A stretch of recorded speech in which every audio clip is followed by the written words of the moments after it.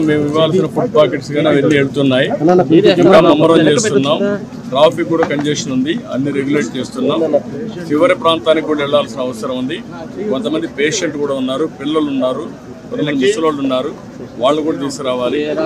ఎవరు కూడా panic reaction అవసరం లేదు. అందరూ ఓపిక పట్టండి. 1 గంట 2 గంటల్లో అందరం ఓపికగా ఉంటే ఇంకా తొందరగా పనులు అవుతాయి.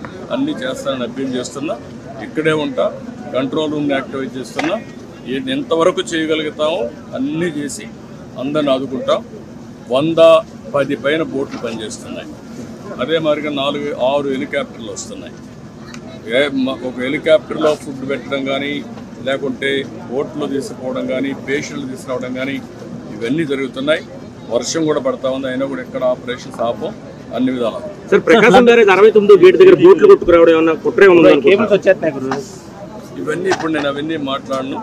ప్రతి ఒక్కదానికి మనం అవన్నీ మాట్లాడడం కరెక్ట్ కాదు.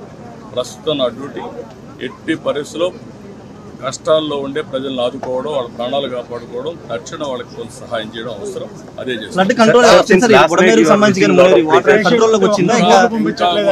మనకు ఓవరాల్ గా అక్కడే ఉంది 11,40,000 ఆఫ్ వాటర్ వస్తుంది. అది ఎప్పుడు రానంత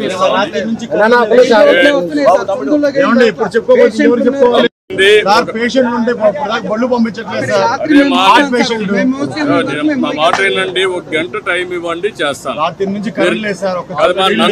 మమ్మల్ని ఇబ్బంది పెట్టి నన్ను ఒక్కడే ఇబ్బంది పెట్టినా కూడా అందరికి న్యాయం చేస్తాను.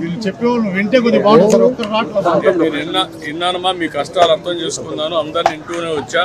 ఇప్పుడు మళ్ళా పోయి నేను అన్ని స్ట్రీమ్ లైన్ చేస్తాను, మళ్ళా వస్తాను, నేను చూసుకొని చేస్తాను. నాకు వదిలిపెట్టి నేను చేస్తాను.